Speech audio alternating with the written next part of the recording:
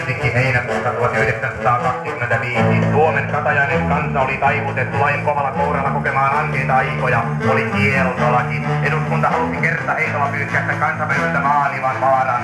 Kapakat oli suljettu, anniskeluystien ovet avattu umpeen. Puulaakin työntekijöille paistettu lopputeli kouraan. Kansalla oli kaamea jano. Kuorma-auto yössä kulkee, piikkimatto reitin sulkee, pyssyt räiskyy, pirtu läiskyy, automanteet kolisteen vain jatkaa kulkuaan.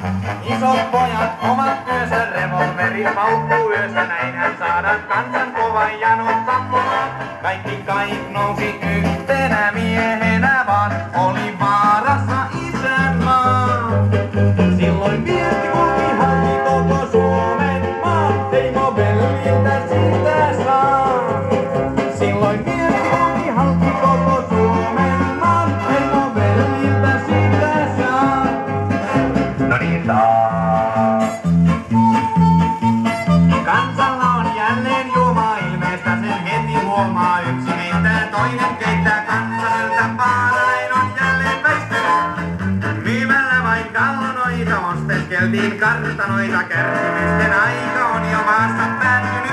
Kaikki nousi yhtenä miehenä vaan, oli vaarassa isänmaa. Silloin viesti kulki halki koko Suomen maa, heimo velviltä sitä saa.